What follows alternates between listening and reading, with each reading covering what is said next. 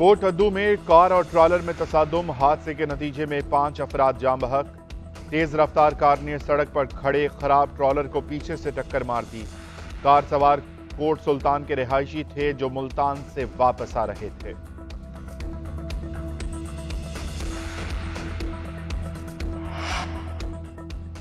कराची बिन Qasim Shahdara town में डकैती मुज़ाहमत पर शहरी का कत्ल, बुरसा का लाश नेशनल हाईवे पर रखकर धरना। गाड़ियों की लंबी कतारें लग गईं। पुलिस और मुजाहिरीन के मुज़ाकरात कामयाब।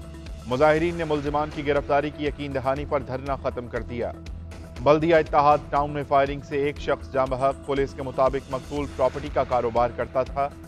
मुल्जिमान ने चेहरे के मुख्तलिफ हिस्सों पर 3 गोलियां मारी। शहर में मुबैना पुलिस मुकाबले 1 डाकू हलाक, 7 जख्मियों समेत 9 मुल्जिमान गिरफ्तार, जबकि 5 फरार हो गए। कराची पुलिस का स्मगलिंग माफिया के खिलाफ क्रैकडाउन जारी। माड़ीपुर में गोदाम में कस्टम्स की कार्रवाई। कंटेनर से बड़ी तादाद में 20 करोड़ मालियत का स्मगल शुदा सामान बरामद। सामान में कंप्यूटर, लैपटॉप्स और इलेक्ट्रॉनिक्स की अशिया शामिल हैं।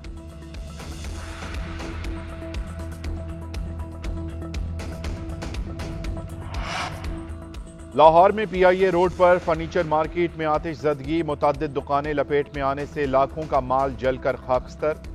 फायर ब्रिगेड की टीम ने बड़ी कोशिश के बाद आग पर काबू पा लिया। कोई जानी नुकसान नहीं हुआ। आग लगने की वजह मालूम न हो सकी।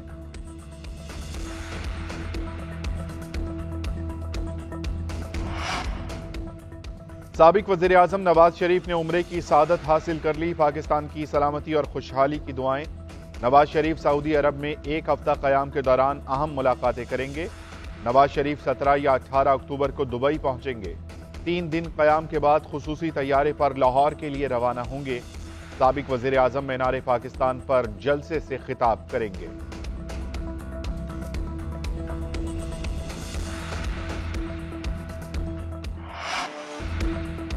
मुआशी तरक्की के लिए सियासी इस्तेहकाम लाना होगा। रियासत बचाने के लिए सियासत कुर्बान कर दी। रियासत ना बचती तो सबकी सियासत दफन हो जाती। सदर मुस्लिम लीग नून शहबाज शरीफ का ताजिरों से खिताब। बोले कि नवाज शरीफ के दौर में मुल्क ने तरक्की की। नवाज शरीफ का वापसी पर तारीखी इस्तकबाल किया जाएगा। मरियम नवाज ने कारकुनों से खिताब में कहा कि मुश्किलात में घिरे पाकिस्तान को फिर नवाज शरीफ की जरूरत है। मुल्क और कौम से वादे निभाना और मुश्किलात से निकालना ही नवाज शरीफ की रिवायत है। नवाज शरीफ एक बार फिर अवाम और मुल्क को बचाने वापस आ रहा है। अवाम नवाज शरीफ को 2/3 वोट दें। नवाज शरीफ को वापसी पर कानूनी रुकावटों का सामना करना पड़ेगा। कायद नून लीग की वापसी से हुकूमत का कोई लेना देना नहीं। निगरान वजीर आजम अनवारुल हक काकड़ का कहना है कि नवाज शरीफ की वापसी के लिए निगरान हुकूमत की किसी से डील का तासुर दुरुस्त नहीं। निगरान हुकूमत कोई भी ऐसी डील कैसे कर सकती है। मुस्लिम लीग नून समेत किसी भी सियासी जमात के लिए कोई नरम गोशा नहीं। नवाज शरीफ पीटीआई दौरे हुकूमत में अदालत की इजाजत से बाहर गए थे। आसिफ जरदारी हो, नवाज शरीफ या चेयरमैन पीटीआई, सबको अपने मुकदमात के लिए कानूनी हल तलाश करना होंगे।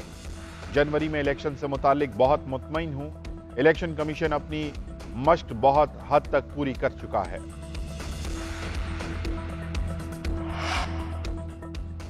चेयरमैन तहरीक इंसाफ को साइफर केस में अदालत से फौरी रिलीफ न मिल सका। इस्लामाबाद हाई कोर्ट ने ट्रायल रोकने से मुतालिक दरखास्त मुकदमा खारिज करने की दरखास्त के साथ यकजा कर दी। लतीफ खोसा ने दलाइल दिए कि हमने बार बार कहा कि जल्दी ना करें, मामला हाई कोर्ट में चल रहा है और फैसला महफूज है। 17 अक्टूबर को बड़ी बदमज़गी होनी है। ट्रायल चल रहा है और फर्द जुर्म आयद होनी है। चीफ जस्टिस ने रिमार्क्स दिए कि अगर कोई हुक्म इम्तरा नहीं तो सिर्फ हाई कोर्ट में मामला ज़ेर इल्तवा होने पर कार्रवाई नहीं रोकी जा सकती। जेल ट्रायल वाली दरखास्त पर तो फैसला महफूज है, 1-2 दिन में आ जाएगा। विफाकी हुकूमत का नैब तरामीम को कल अदम करार देने का फैसला चैलेंज करने का फैसला कर लिया गया। चंद रोज में वजारत कानून के जरिए 15 सितंबर के फैसले के खिलाफ अपील दायर की जाएगी। अपील वजारत कानून प्रैक्टिस एंड प्रोसीजर एक्ट का तफसीली फैसला आने के बाद दायर होगी। मजीद इजाफी दस्तावेजात जमा करवाने की मोहलत भी ली जाएगी।